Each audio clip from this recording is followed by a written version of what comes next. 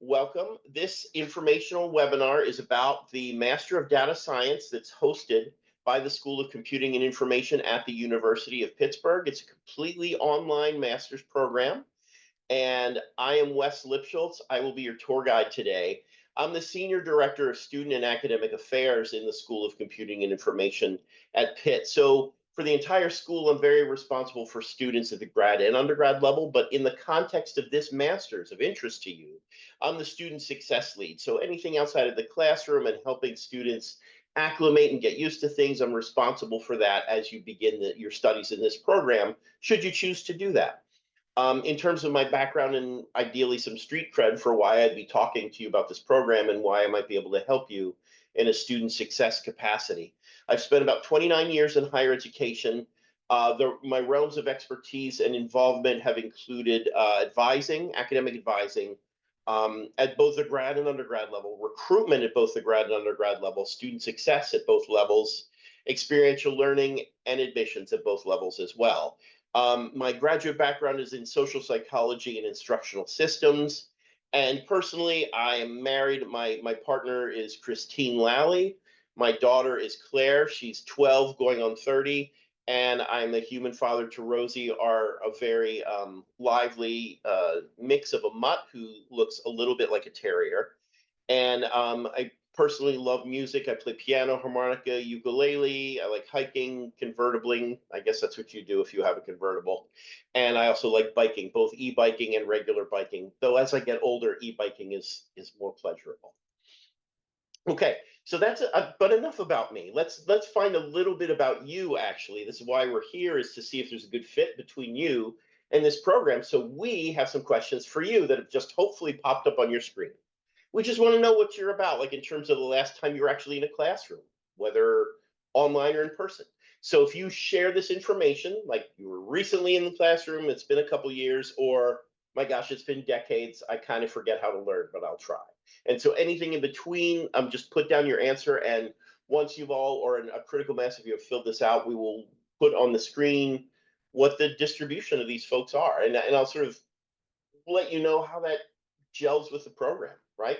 This is a master's program you'd be entering. And so this is, as I suspected, it's all over the place. And honestly, this is our current cohorts in the program. It's the same thing. We have some students in the program who are like fresh out of undergrad or another grad program and are like, yeah, I want to do this. This is something I'm interested in. I'm just going to jump back in while I've got momentum. That is fine. Others are like, well, I was in the job market a little bit, or I took some time off or whatever, and I'm ready to come back. That's fine too. Others, when you're talking the 4 to 10 year or 10 plus years ago, might be career changers. It might be people that are already like successful, maybe retired and doing this purely out of interest. All of that is okay. We have students from all walks of life who have been out of school for a long time or just are jumping back in after just completing another program. That's totally fine. So all of you are welcome in this program, and we're okay accommodating all of you. Now, in terms of today, you're obviously here to learn a little bit about the Master of Data Science. Specifically, what are you hoping to learn here today? And I know that you might be interested in multiple areas of learning, but can you just pick the thing that's most on your mind of the choices that you have? Some people want to know about the career field, opportunities. Sometimes, like, what about the time commitment? How much of an investment is this going to be? How much is it going to cost? How hard is it to apply? What do I need to do to get in? All of those kinds of things are valid, and that's fine. We just want to get a sense of what you want to know to make sure that we're covering that as best we can today. So I'll give you all a second to finish this up and complete the survey. We'll share the choices back with you so you know what your cohort of the day is. And again, mostly across the board, some people want to know about, well, what is data science? Is this a good career? What do I do with it? And what about with this degree? What kind of career options might I have? And some of you do want to know, how much is this going to cost? How much of a time commitment is it? And how do I apply and get in? And then a couple have some different questions. And again, as part of this towards the end, we'll save some time, ideally, to address your questions. And we'll have an area in which you can do that, and we'll address them. Okay, so in terms of how we're going to cover all this to introduce this program to you, We'll give you a little bit about the MDS program itself, what it's all about, what it's like, steps to enroll in the program.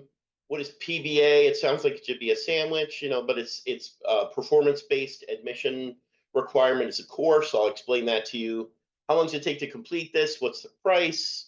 A little bit of about the preview of that first course you take, the PBA course, and then you'll get to hear from current faculty who are literally teaching this semester. Professor Morgan, Frank Morgan, and or I'm sorry, Morgan Frank and Olena Sherbina will talk about the courses that they teach, specifically mathematical and statistical foundations and data-centric computing. Then we'll have some Q&A at the end. And so let's start with the MDS a little bit before you hear from some of the faculty. Like, what is this? It was actually designed with the intent of meeting the needs of returning adults, people that are working full time, that need something on the side, that's accessible, that doesn't have a lot of barriers for entry. And really, it's for upskilling and reskilling. So we accept and we're targeting both people who are in data related fields who want to better their credentials and their knowledge, and people that have no idea and have no experience in this and want to do a career shift and make a career hop. So both are welcome here. And one of the things that's nice about this is that no STEM background is required. Let me repeat that. You do not have to have a background in computing or science or math to be able to do this degree. All backgrounds are welcome. Also, this is a flexible program. It's 100% online. It's not timed. It's not like you have to show up somewhere between 11 and 1 on Wednesdays. And it's asynchronous and self-paced. But let me give you the caveat, and I'll explain that in a little more detail later. That doesn't mean it's whenever you want for as long as you want. We still have this framed in terms of semesters, which typically for fall and spring for Pitt are around 15-week semesters. And then in the summer, it's a little less than that, maybe 12 weeks, maybe a little more depending. But basically what happens is you would need to finish within that time frame. You'd need to pace yourself on a weekly basis. But whether you did things in the 1 a.m. on a Saturday or 8:30 a.m. on a Monday or anywhere in between or on a Sunday, it's fine. So that's what we mean by flexible, online, and asynchronous, is that it's around your schedule, but you still have to keep pace with it. And then faculty, these are the same people that are teaching our on-campus classes. So both the faculty, both the instructors here today teach on campus as well. They are a core part of what we have to offer in the school.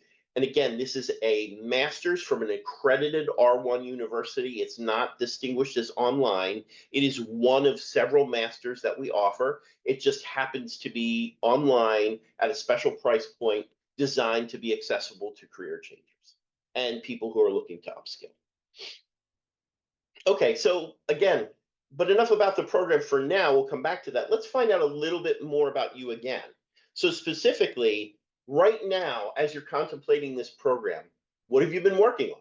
Like, what is your career, or are you out of the workforce doing other very meaningful and engaging things or something else? Like, where are you at now? So we can sort of get a sense of that, so you could know some of the students that you might be in classes with as well, and we can sort of tell you a little bit about what that might mean for you.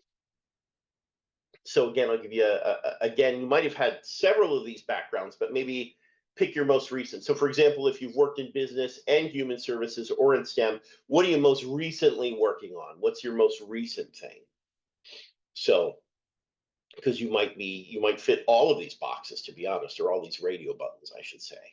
So yeah, so again, once you submit this, then we'll put the responses back up on the screen and we can go from there. Okay, so many people in human services, education, healthcare, et cetera, all of those areas need data and data needs. So even, for example, in education, Olena here, who's going to be talking with you, she's the data architect for our school. So she works in higher education. And I can tell you, even if we weren't the School of Computing Information, if we were liberal arts or something completely unrelated, we would need data and analysis of data to make strategic decisions at all times. Business is kind of obvious. STEM, engineering, all those things, all of these areas need data. So that's totally fine. You're all welcome here. There's something for everyone. And in fact, there's a capstone at the end of this studies where you'll get to apply what you've learned in a meaningful context. All right, so now personally, our last question for you of this webinar, and then the rest will be content presentation. Why are you planning to pursue this degree? Again, maybe multiple reasons. What's your top reason of the reasons that you're considering this degree? Is it for more money? Is it career changing, promotion in your work? You can do it because your employer will pay for it, or you're just personally curious, or something else. Again, all of these are valid, and these represent reasons that people in the past have joined this program. But we're curious to see where you're at with this. Okay, so it looks like the top two are either building up, again, people that have a master's that does, on average, increase their earning potential. Again, upskill, reskill, people joining a new industry, that's also a common reason. Pursuing a promotion, sometimes having the credential behind the data work that you do might help you get promoted. And again, some of you might be lucky enough to have employers that pay for your education. And with that in mind, when we review the price points, I'm hoping you'll be pleasantly surprised to know that this would typically be within the bounds of what most employers would be able to pay if they're going to help support you. And then, of course, exploring a personal interest. This is a fascinating area. Even if you don't use it professionally at all, it's wonderful knowledge to glean. All right. So what is that knowledge? What are you going to actually do? If you sign up for this, if you take the degree, it's 10 classes. So you have the master's after completing 10 classes. And the way Pitt works, so each class typically is 3 credits. I mean, we have other classes that are different, but the standard class is 3 credits. And so it's 30 credits total, 10 courses at 3 credits each for a total of 30 credits. One of those classes is a capstone. So think of it like bookends. You've got these 10 classes. The last class you take is the capstone, which is like you working on a project to show the culmination of what you've learned. But then again, the first course is what's called the performance-based admission. So you don't complete an application. You literally sign up for a class. If you sign up for this program and submit our form, you're basically enrolled in the first class. And as long as you complete it successfully with a B or better, you're into the program. So that is your application. Taking the first class in the master's that counts as one of those 10 classes is your application. And again, if you take that first class, you might be worried, well, I don't know if I've had the right math background. I don't know if I have the right computing or programming background. Nope. We teach you from scratch. You are not assumed to know any programming, any math, anything like that at all. You have no STEM background required. And then the other thing that I'll say about this is that it is designed to be part-time. So typically, the earliest that we would expect you to be able to complete this is in 20 months or up to about 36 months. That's what this is sort of built for.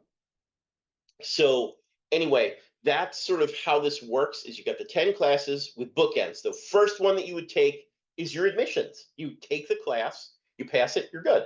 With a B or better, and you're in. And some other things I'll talk about in a minute. And then at the very end, then you complete 8 other classes, which I'll go over in a little bit. And then at the end, you'd have the capstone, which is sort of showing a reflection of what you've learned. Okay, so let's talk a little bit about this admissions class that you would take. Data-centric computing is the intro class to this master's. And as long as you complete it with a B or better, you're admitted into the program. But the other part that you need to show us is that even though you don't need a STEM background, because it's a master's, you do need to have completed an undergrad degree already, a 4-year accredited bachelor's degree. Now, here's the way that, again, we intentionally try to minimize barriers. So what will happen is, unlike the traditional programs where you'd have you like contact your institution, send an official transcript to us, what we will try to do is use the National Clearinghouse to just double check and make sure you have the degree. And if we can verify it without your help at all, we'll send you an email and be like, nope, we got it. We know that you have your degree. You're good to go as long as you get that B or better in the data-centric computing class. Then again, we do have a cadre of students who are international. And if you're an international student who did not get a degree in the US, a 4-year accredited degree in the US, but it was in another country, you're going to have to complete a NACES approved evaluation and send that in to us. So basically, All that is a service that you pay some fee to, and they evaluate and say, yep, this degree that you took in the Netherlands or in China or in India or wherever is equivalent to a 4-year accredited bachelor's degree. And then you're done. But it's a little bit more work for an international student who didn't study in the US because you have to have that evaluation done. And you also still have to complete the first class with a B or better, data-centric computing. And then again, once we verified your degree through one of those two methods and you complete that first class with a B or better, you're admitted into the program. That is your application. So that, to put it another way, there is no application. You submit a form which enrolls you in that first class. You take the class, well, and pay for it, and then you get your grade if it's a B or better, and you've got your degree, your prior degree verified, you're in. Also, just to let you know, one of the things that we've just introduced here is that, again, because this is a significant investment of time and money, but although we would contend that it's fairly reasonable under the circumstances, but it is still your money or your employer's money, and it's a lot of your time. You want to know, is this worth it? Can I do it? Even though I keep saying, there's no STEM requirement, you are going to have to get up to speed, and you're going to have to learn some programming and some math and things as part of this program. And some people are like, is this something I can do? Is this something I want to do? So what we are going to be introducing soon is a preview to this performance-based admissions class. It basically is some of the content that you'll be able to do sort of online for free to check it out, kind of like try before you buy, to see if you want to do it. Now, in terms of how to access that content, it's not ready yet, so you could get it in one of two ways. If you already know that you want to try this and you're going to do it, there's a form that you'll submit that would trigger you to be enrolled in that first data-centric computing class. For anyone who submits that form, we would automatically follow up and say, hey, here's how you can check out the free content. When it's ready, we'll send you an announcement. But if you're like, I don't even know if I want to submit that form until I know more about it, I want to learn about this before I even sign up to take that first class. If that's the case, you can email us at pit-mds@coursera.org and say, hey, can you tell me about the data-centric computing preview for the MDS? Can you let me know when it's ready and how to access it? And if you email us that way, we'll be able to share that information with you. Again, it's pit-mds@coursera.org, and that's how you can learn more about the free preview. Otherwise, if you sign up for the class, you'll be notified of it as well. Okay, so again, back to I just want you to sort of walk away with that bookends metaphor, sort of image or whatever. You take that first data-centric computing class. If you succeed and you get a B or better, and you have your proof of your undergrad degree, then you take the next 8 classes, and then you finish up with your capstone, which is sort of you working on projects to prove that you've learned all of the other material taught in all the other classes. So an admission course, then a sort of a summative evaluation course, and the content in between that comprises the meat of the degree. And so what those core courses are, and the elective courses before the capstone. So again, here's the entirety of the 10 classes. There's actually more than 10 to choose from, but you only have a little bit of choice. Most of it is mapped out for you, which is fine. So the Introduction to Data-Centric Computing is the performance-based class. That's your first of the 10. Then there's like 5 more that you have to take no matter what. You don't have a choice. If you're going to get the degree, you need to take Mathematical and Statistical Foundations for Data Science, Managing, Querying, and Preserving Data, Applied Predictive Modeling, The Art of Data Visualization, and Responsible Data Science. So we call this core because it's like you have to have some understanding of math to know what you're doing to analyze the data and how it should be structured when you're looking at it. How you actually manage data and extract it and save it and store it. How you make sense of the data and predict things with it strategically. How you present that to others who might not understand data. And then how do you do all this ethically? All of that is part of the core of this program.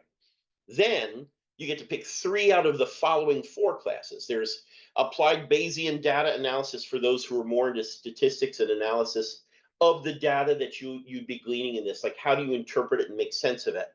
Applied Deep Learning, these are some of them, and cloud computing, these are some of the things related more to the sort of the the programming and algorithmic aspects of this and how you store the data, and then text as data. I think that's the other thing where sometimes if you want to extract something out of something other than numbers and you want to infer meaning out of raw text, that's something that you can learn about as well. And then last but not least, again, the far end of the bookends would be the case study and data science, your capstone. So again, the admissions course, data-centric computing, 5 core courses, then you pick 3 out of 4 electives, and then you finish off with a capstone. Now, in terms of the affordability, I would argue that this is a pretty good bargain for you. The entire degree is $15,000. Again, this is from a large Research One university. You get a Master of Data Science for $15,000 total. That's approximately $500 per credit. So if you take one class at a time, that would be $1,500 per class, right? Now, the only other thing that you do have, there's, I feel like an infomercial, but wait, there's more. There is a small fee that we charge every term that you register. And that small fee is like a computing fee. In other words, we have to give you a computer account. We have to secure all these things. We give you access to free software and things like that. So there's a fee for that. It's the computing and networking services fee. That's $100.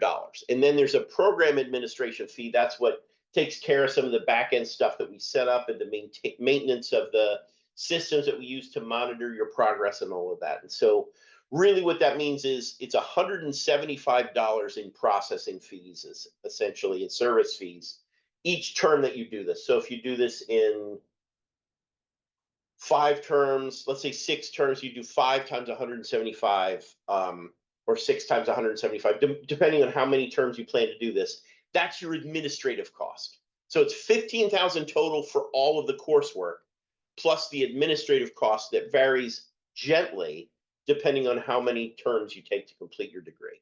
But those costs, again, $175, that's minimal per term. And we would argue that typically that level, especially if, like I said earlier, we built this to be part-time. And at this point, the way we're dropping the classes, the intent and the expectation is that you would take 1 or 2 classes per term. Now, again, for the first class, that performance-based admission, you can only take the 1. But after that, you could choose to take more than 1 and progress at that rate. But even if you take 2 classes a term, that would be $3,000 for the 2 classes plus $175 in fees. So that's $3,175. And we would argue that that level of charge is typically within what an employer's educational benefits would be. So we should be able to map nicely to any kind of educational benefits that you will have so that it would be very affordable and realistic for you to do. But again, if you're paying out of pocket, we also have payment plans that are available. Like, let's say, like I said, if you're taking, let's say your first term where you're doing just the PBA and it's $1,500, or I should say $1,675 when you factor in the administrative fees. You could split that over 3 payments, or I think in some cases 6, depending on when you start. So you wouldn't have to pay it all at once. And in some cases, not through the school, but through federal aid, you may be eligible for financial aid. Typically, just to let you know, the way federal aid works at a very basic level is that people that are half-time or higher might be eligible for grants or loans at the federal level. So in any of the semesters where you would take 6 credits or more, like 2 classes or more, if you intend to do that, if you take this degree, that's where the eligibility for financial aid would kick in. But if you're only taking 1 class at a time, then you would not be eligible for federal aid for any term in which you're taking 1 class.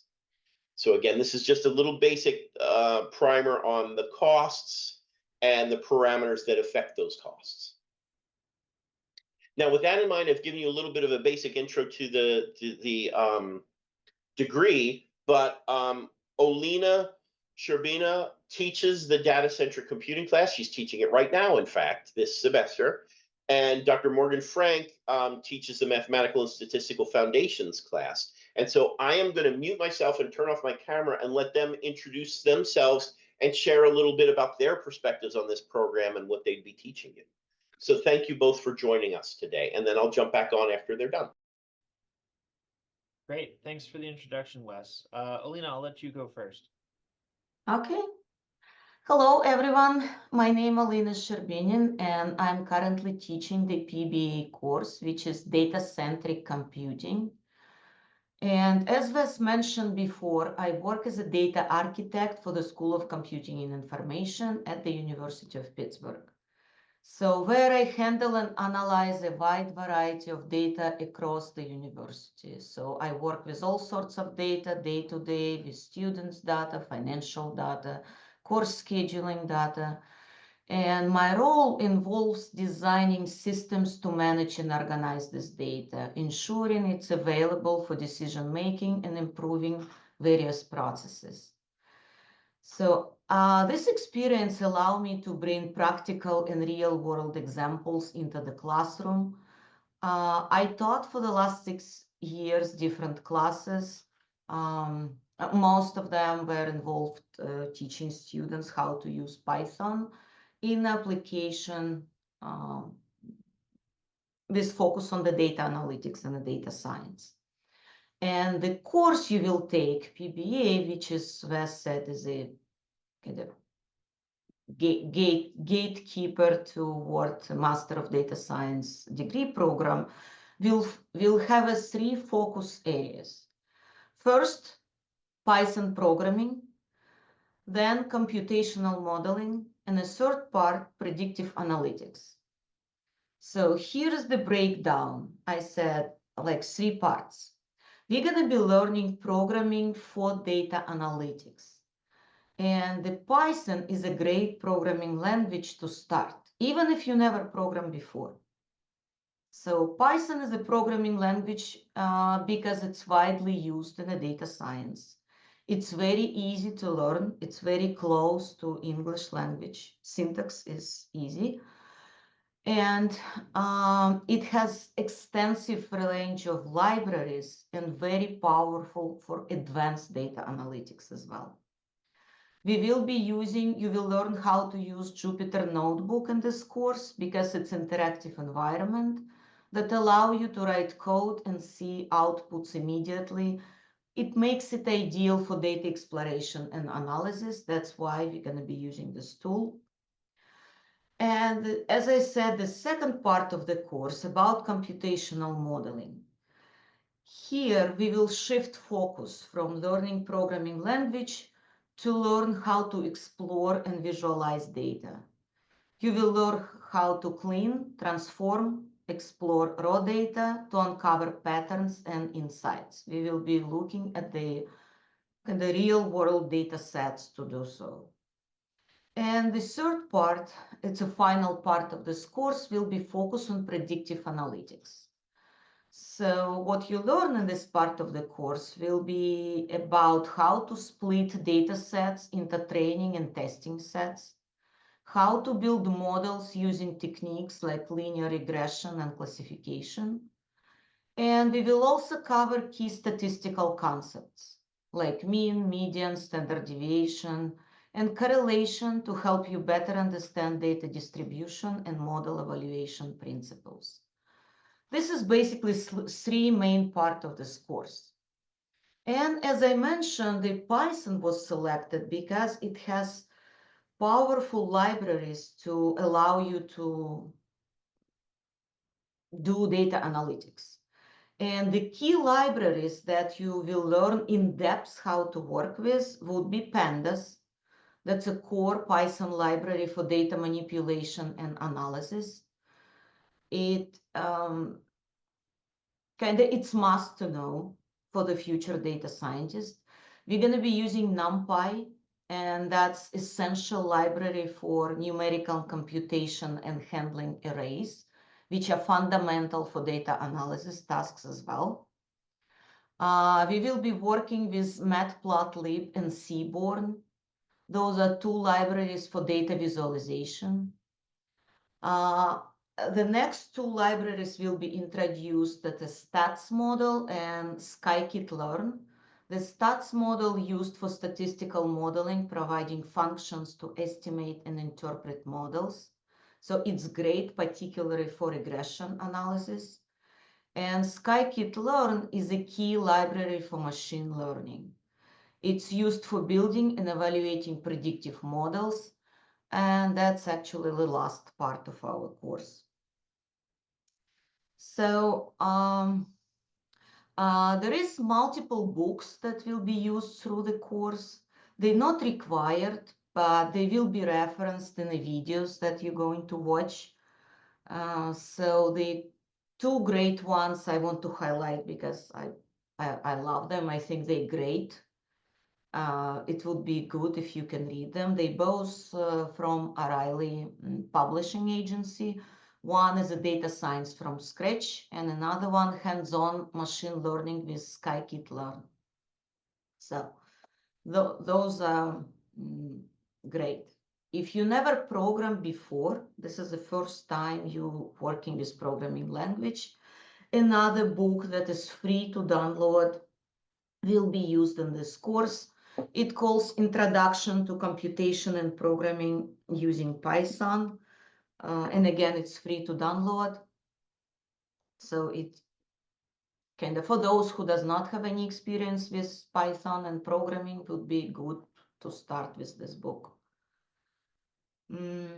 I guess that's the overview of what you can expect through the course. And I look forward to seeing you to apply all the skills I mentioned in your projects. And it will be projects that will let you to apply all this knowledge you learn watching videos to the real life data sets. Okay, I guess I can give the stage to Morgan. Okay, great, thanks. So I'm Morgan Frank. I'm a professor in our information science department here at Pitt, and I'm the instructor and designer for the Mathematical and Statistical Foundations course.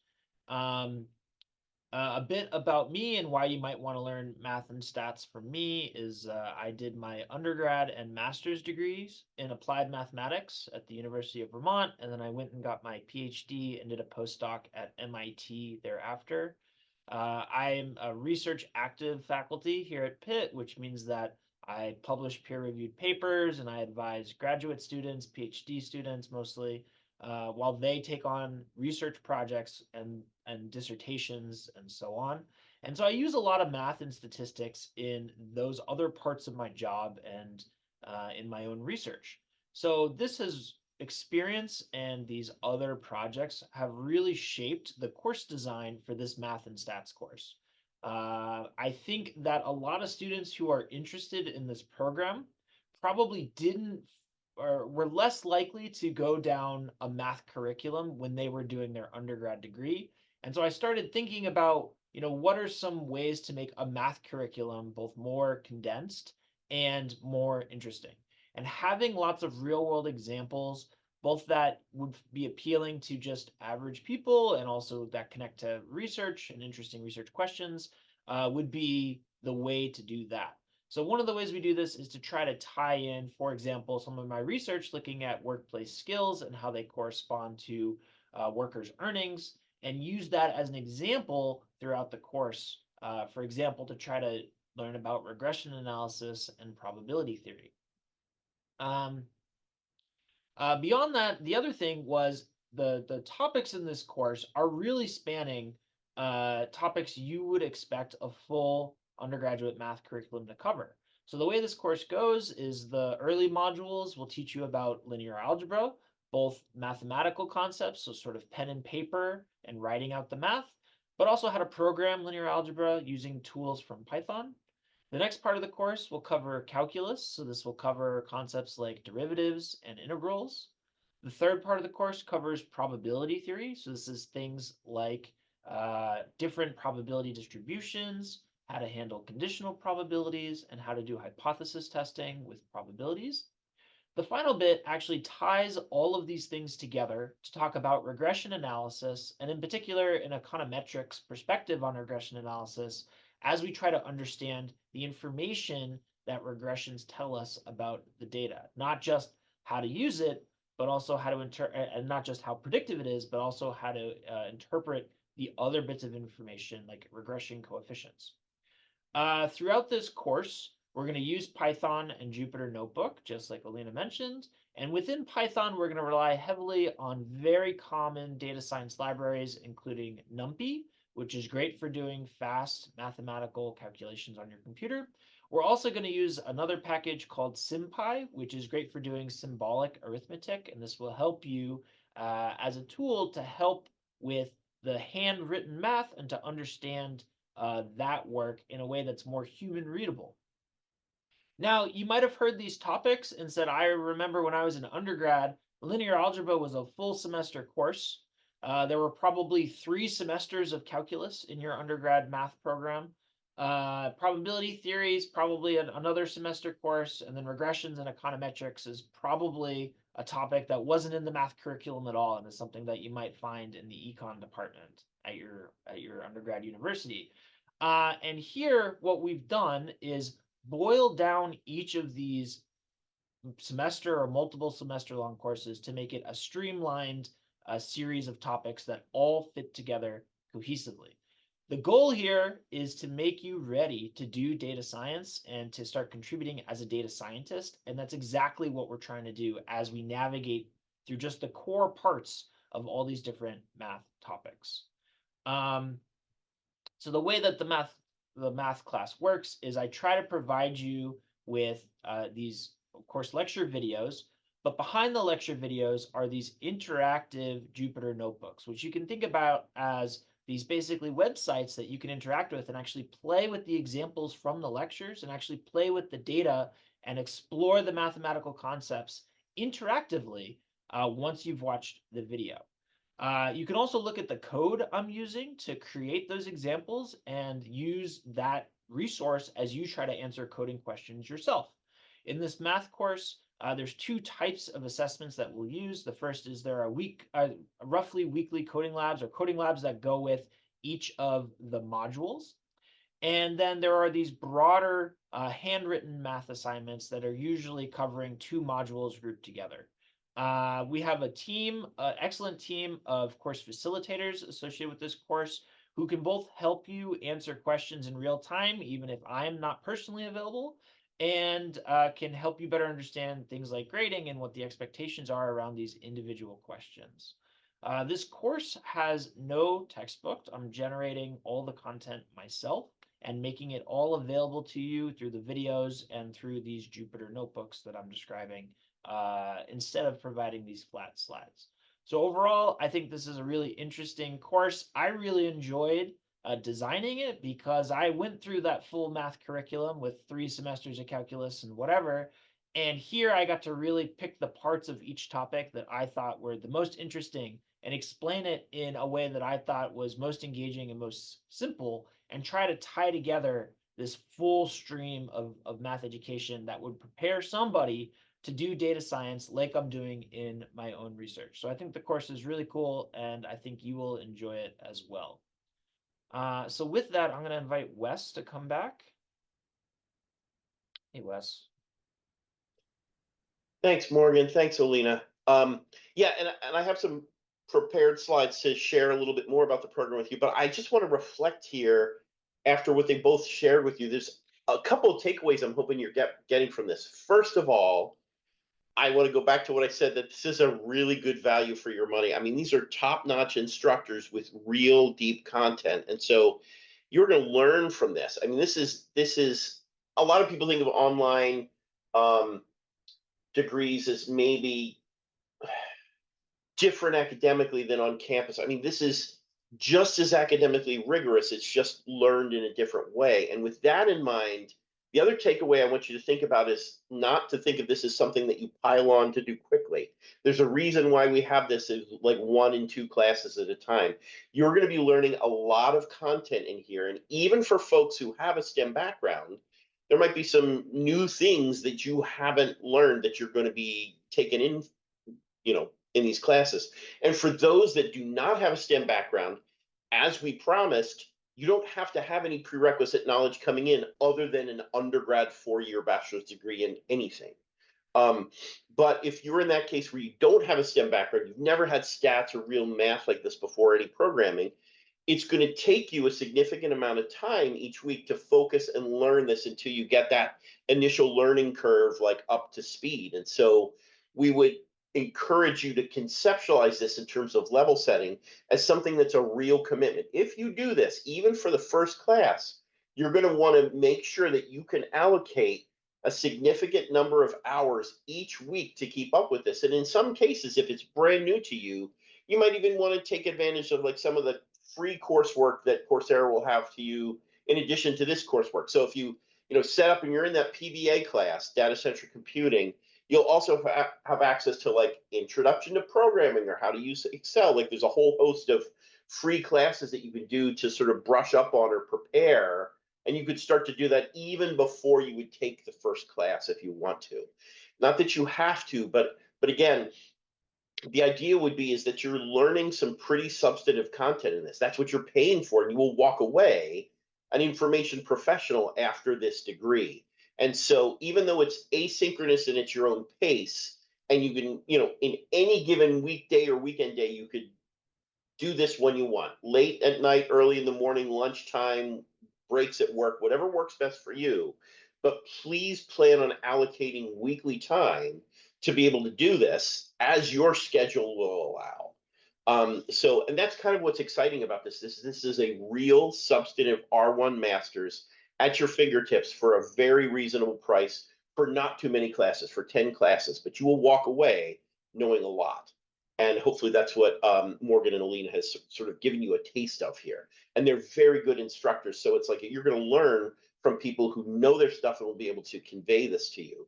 But you're definitely going to have to put in some time to do this right. Okay. And so as part of that, as you engage, I'm telling you, you're going to have to engage a fair amount of time. There are resources that will help you with this, right? So you've got live faculty office hours, and you can talk to, there'll be course facilitators who are kind of like TAs, grad students who help with each class, right? And there's also student services outside of the classroom. So myself and my colleague Maria, where you could meet with us individually if you have issues or for some reason you have an issue outside of the classroom where you're going to be away on a trip. How do you balance that out? How do you let the instructor know? Can you work ahead? Like we can help you figure those kinds of things out. And as you get closer to the end of your degree, what career resources do you have? Is there anything you can do to get a resume review? Can you network with employers? All those kinds of things. So we have those kinds of resources at your disposal too.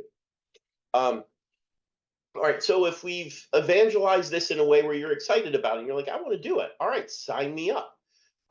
So what you would do is you would submit a form to enroll in the performance-based admission class, the data-centric computing class. You'd pay the $1,500 plus the $175 administrative fees.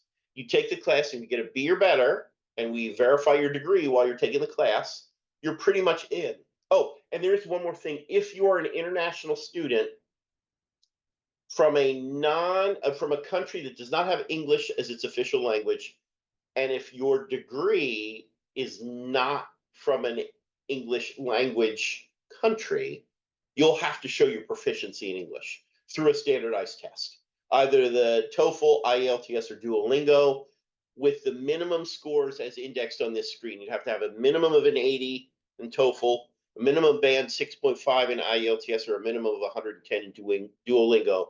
That's a university policy. It's not our specific master's policy. That's the University of Pittsburgh's minimum English proficiency that must be demonstrated for international students. So international students have that initial admission requirement, but it's still, even in those cases, it's fairly straightforward. You have to pass the first class with a B or better, show you have a 4-year undergrad degree from an accredited institution or equivalent, and then you have English proficiency, and then you're in. That's how you get into the degree. So you go to Coursera in this link or on our school's website and apply. And basically there's a form that takes you like 5 minutes to complete. And if you want to start in the spring of 2025, classes will start on January 8th. You would have to complete that form no later than December 22nd. So before December 22nd, you should complete that form. That'll take you 5 minutes. And that's how you enroll in the class. And then your bill will come due at the beginning of the term. You can set up a payment plan if you need to. But it literally, if you're like, I want to do this, it'll take you 5 minutes to apply.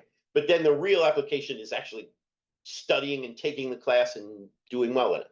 And then you're in. It's that straightforward. And so basically what we're hoping you'll walk away from this webinar with is that it's to get into the program, you need to complete the data-centric computing class with a B or better. You have to show proof that you have an undergrad degree, which in most cases will check that out for you through a clearinghouse. But if you're an international student, you'd have to show proof of an evaluation for equivalency to a degree. And for international students, you have to demonstrate English proficiency. But other than that, there's no letters of recommendation.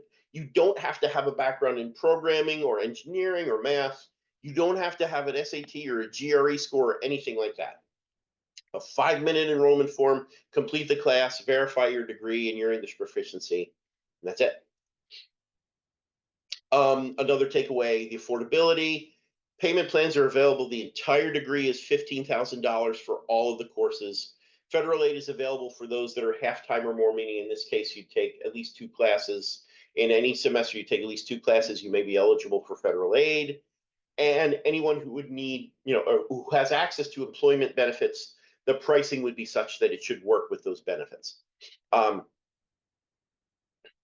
And then again, since you're in a master's in a large R1 university, you'd have the resources at your disposal of an R1 university, faculty office hours, teaching support, career services, academic support, all those kinds of things.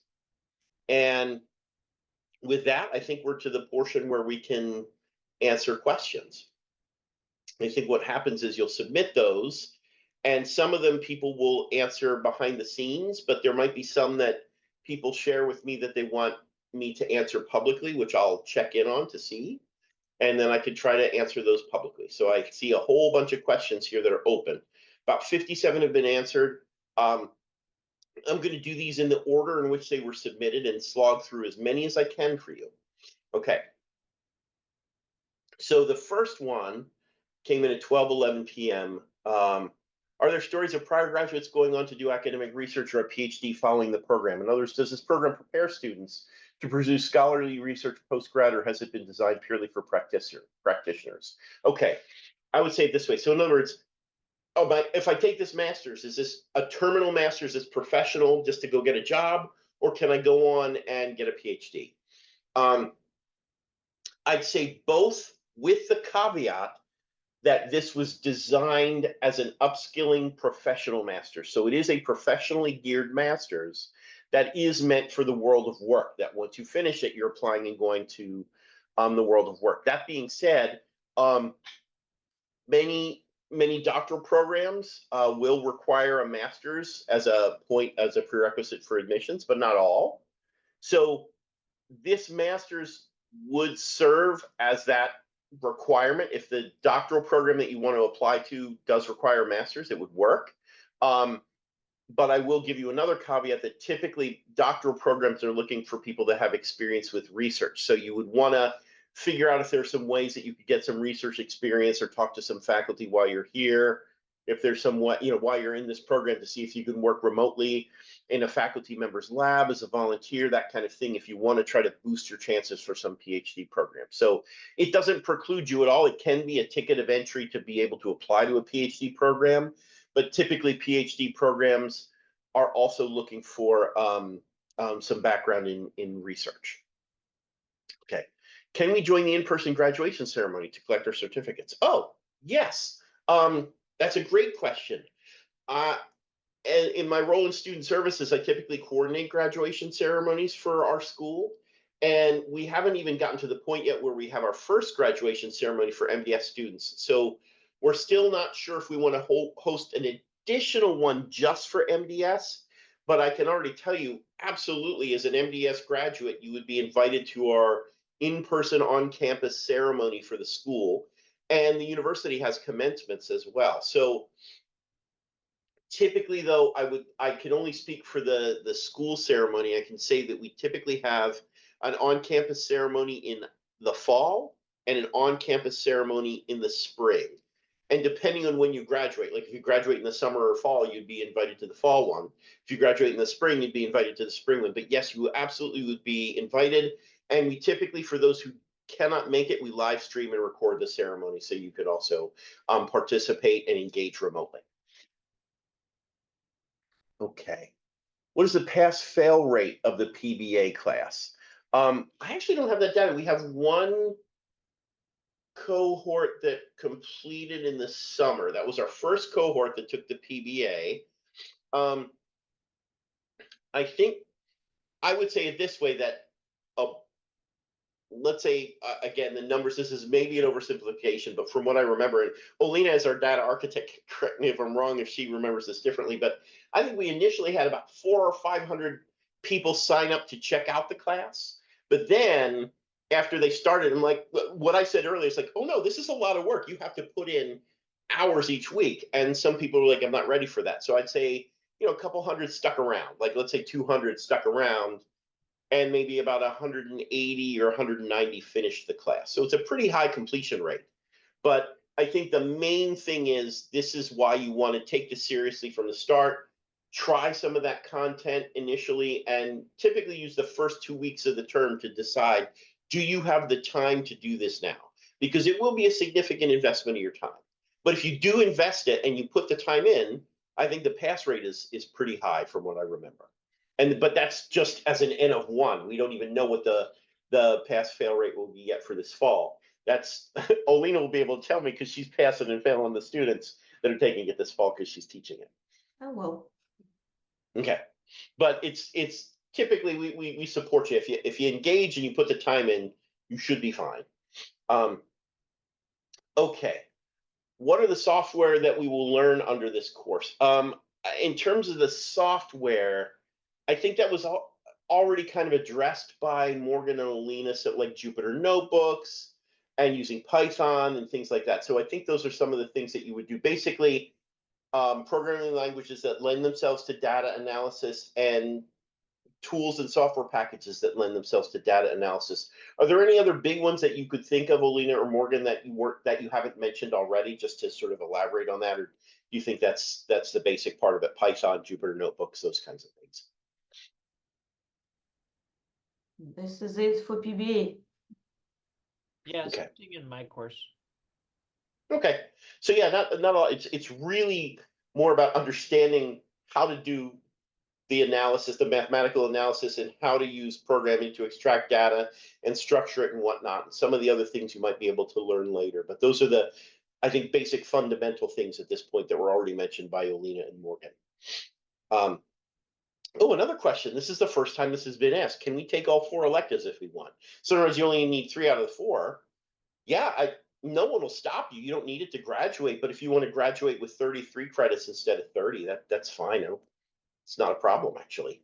But I will say this, at this point, those basically 11 classes, in other words, the 10 required of you and then the pick 3 out of 4, those are the only classes at this time that are intended to be delivered in this format through Coursera for this program. We don't have anything else to choose from. But yes, if you want to take the 11 instead of 10, that should be fine. Oh, next question. That's a good one. Are there any classes we can take to make sure we pass the PBA class? It's funny you should mention that. Olina and I meet every week as part of our work, her work as a data architect and my work in student services. And we were talking about what are some of the things that might help students that don't have a background in programming. And we were looking around, and we did find some of those free Coursera intro to programming classes in there. I think, let me see if I can say this clearly. Once you submit the form to sign up to take the PBA class, an account in Pitt will be created. So you have a Pitt ID and password, and you will be granted access to an ecosystem of free Coursera classes that's available for Pitt students. That ecosystem includes classes on introduction to programming, some on statistics and different things like that. I would recommend, if you have the time, if let's say you're planning on starting in the spring on January 8th, between now and the 8th, if you do sign up and you want to do this, you would actually have access for, now it would be several months, the remainder of October and all of November and December, to that free ecosystem of Coursera courses. Try some intro to programming classes, try some things in math, and just to start to stretch your legs in terms of thinking in that way and getting some fundamental concepts of programming. I think it's the wrong way to say make sure we pass the PBA class. I used to be an academic advisor of undecided and exploratory students at another university for about 15 years. And one of the groups that I advised were pre-med students. And I'd say it's very parallel to that. Let me see if I can draw this parallel in a way that would make sense. Students who asked me about med school said, do I have to be a pre-med major to get in? And it's like, no, you just have to have a basic background in sciences and math. But I will say this, I've talked to many students who are friends who are doctors who went to med school, and those who had the background in science spent less time learning what they needed to do to be a doctor. It was still a lot, but those who didn't have the background had to spend a lot more time learning the information. And so I would say it that way. It's not a question of passing, it's just a question of time. Like if you don't have a STEM background, that learning curve might be more steep up front. You might have to spend more initial time understanding understanding programming, understanding statistics and mathematical concepts, from algebra to matrix algebra to what regression is and all these things. And it's not that, like, honestly, I was a psych major, but I took a lot of stat in grad school, and I love it. I understand a lot of those concepts of linear regression and whatnot, but it took some time to learn them. So like that, I would jump back on more quickly if I took this class. But if I was learning that from scratch, it would take a little bit of extra time to understand what these concepts mean. And so I would say it this way, rather than passing, it's more like if you do a little upfront learning now before the first class, it might be free up more time, so you're not spending as many hours learning the basics when the first course hits, if that makes sense. Sorry, that one took me a long time to explain, but that was a very important question, I think, to ask. And so thank you for asking it. Can MDS students take courses in other Pitt programs or pursue concurrent enrollments in a Pitt graduate certificate program? That's a good question. So you wouldn't necessarily have, like, if you're an online student in MDS and you're not in Pittsburgh, there aren't a lot of other online options for you to take. But if you're in Pittsburgh in a graduate program and you also then wanted to take this, you could do it that way. But I would say, like typically if a student's in a university, in a major or in a master's or whatever, they usually have the affordance to be able to go and take classes of interest to them in other, schools within the university or whatever. We're not structured at Pitt right now. This is the sole online Coursera masters that we have at Pitt at the moment. And it's at a very specific price point. And so your access to classes outside of this would be limited. And the tuition for any other class that you would choose to take, if you would choose to do that, would be at a completely different price point and a completely different tuition level. So we're not structured to have you sample classes and other things throughout the universities. This is very much a self-contained system for this particular master's. It was a good question, though. What's the retention rate for the current program that started this year? I think I got to that earlier, to the extent that the PBA, we had about 200 students take the class, and most of them completed it successfully, with a handful that either didn't or wanted to retake the first class because they needed to. Okay. And what's the maximum number of courses that can be taken in one term?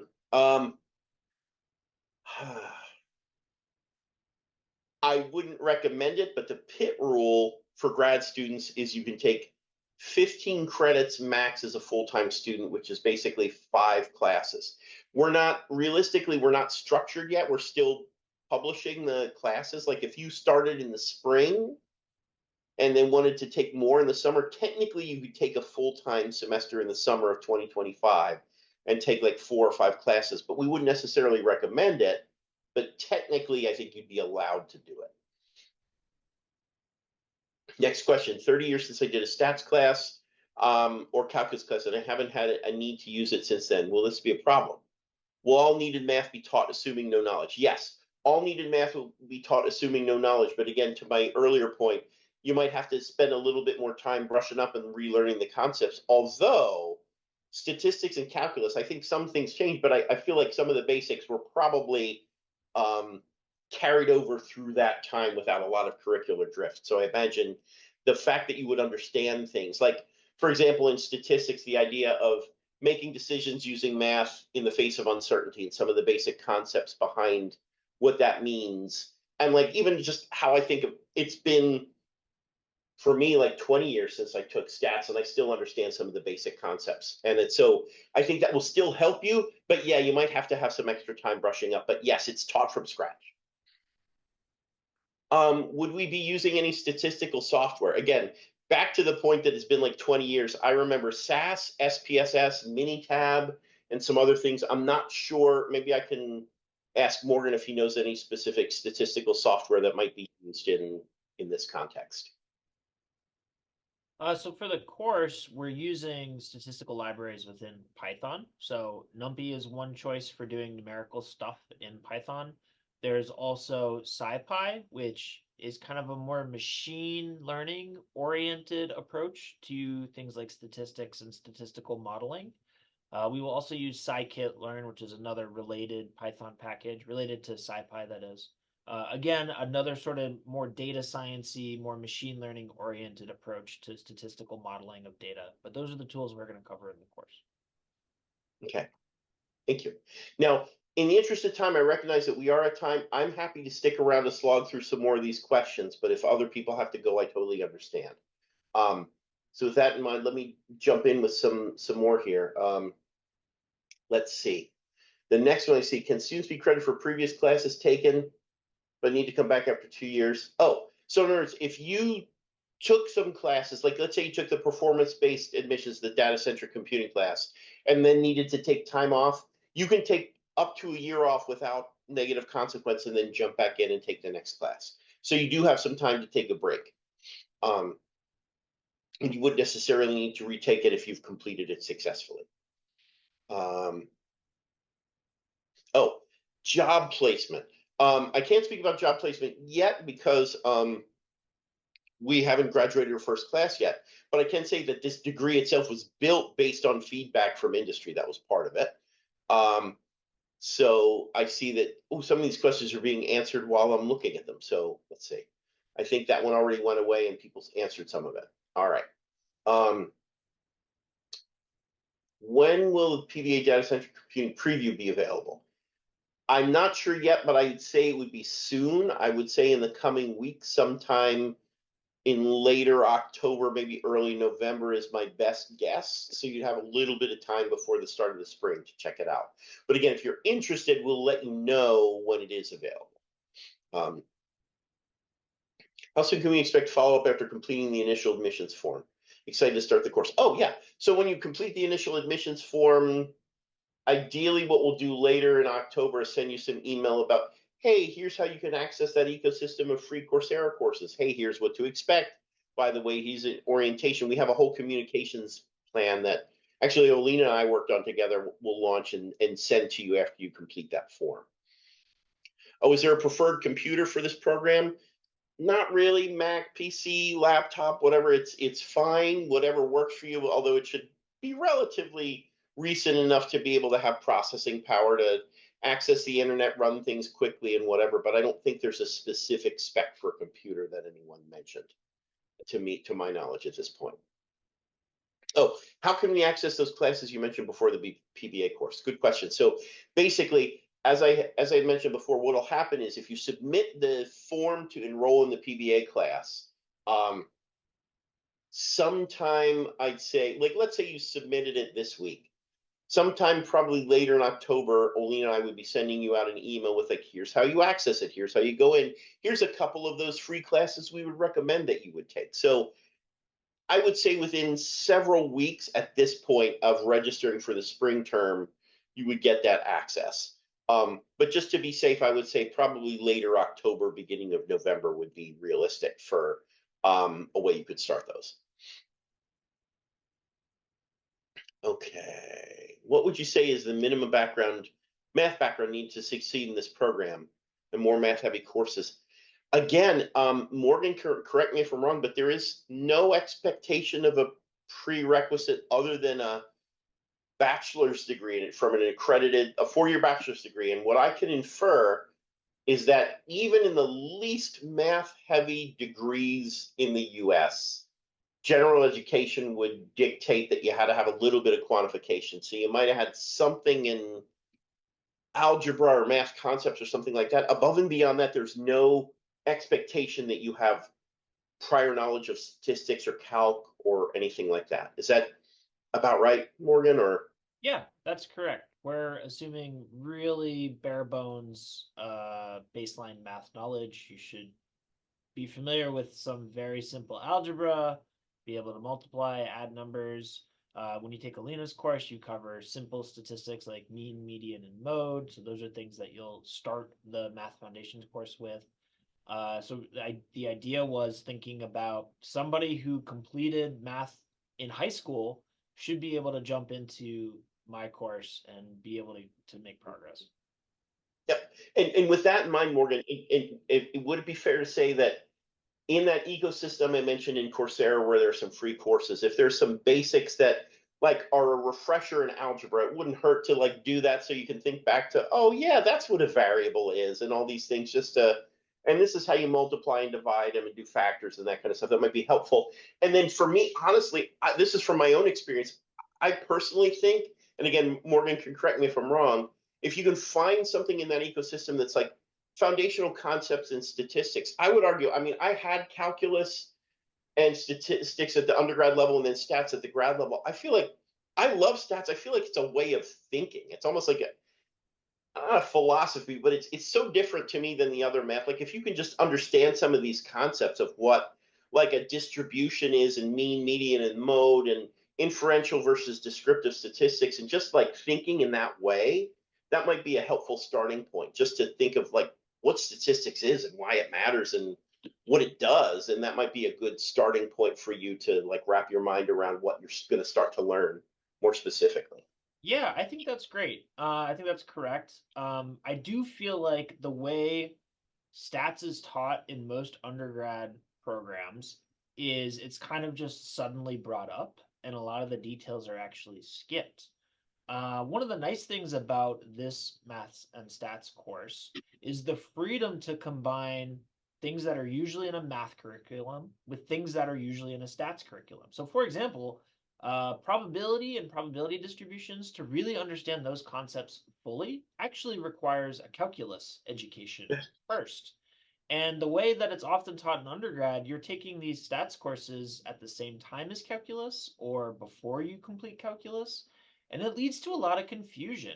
One nice thing about our math and stats course is I get to walk you through the steps that I think you will need to actually understand probability theory and to fully understand all the concepts that you may have found confusing when you were trying to understand things like variance and how to take the normal distribution and calculate area under that curve and understand that area as probability. I get to pull the relevant concepts from every corner of math and stats so that it makes sense as we go through this process. So I actually really enjoyed that. I think back to when I was first learning stats and how it just seemed like a bunch of random topics thrown at you, often without too much justification. And in this course, we are starting from bare bones math. We actually walk through it. I really feel like you'll understand a lot more this way. The other nice thing is that we have real world examples to help highlight all these concepts too. So I think that it's a pretty holistic approach to understanding probability theory in particular. I think this approach is really nice. Thank you. Actually, that's really, I didn't even know that. It's funny that you mentioned that. I'm thinking back to my own undergrad. You're right. Nobody connected the dots for me between like area under a curve and a normal distribution. I mean, it makes sense to me now, but back then it's like, here's this thing, here's this thing. It's like, oh, they're meaningfully connected, but no one ever bothered me to tell me how. So I would say back, there was a question earlier about, is this a crash course in math? It's like, no, this is evidently, from what I'm hearing, a uniquely useful way of connecting the dots to see how this is all meaningfully connected and understood in an applied Yeah. way that most programs aren't even going to teach you. So That- in that, I it's agree really with nuts. I agree with that. So part of what we're doing is taking things that you. So for example, I mentioned linear algebra as the first topic in this math course, and that typically linear algebra is a semester-long course onto itself. The way we're able to do this is not to throw a semester's worth of information at you in a single module. It's to take just the parts of a semester-long linear algebra course that you need to advance in data science and focus on just those bits.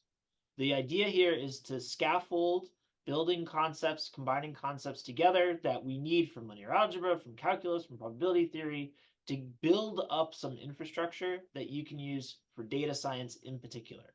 We don't need all the other stuff, and that's how we're able to make this course be cohesive and make sense, and also not be a crash course where I am hoping not to be guilty of the same crime where I'm just throwing random concepts at you that don't fit together. Thank you. That's really cool.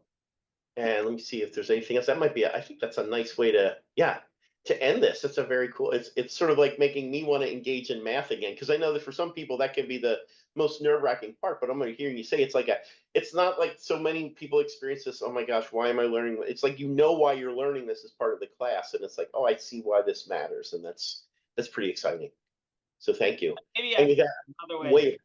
The feedback on the course so far has been all logistical.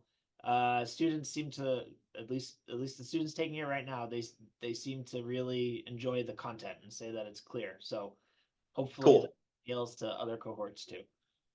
Nice. Well, again, thank you all so much for being part of this. This was, of all the webinars I've done so far, this is the longest one with the most questions. This has been great. I hope we see you in the classroom in the spring. Good luck with everything, and I hope you have a great afternoon or whatever time of day it is where you are. Take care, everyone.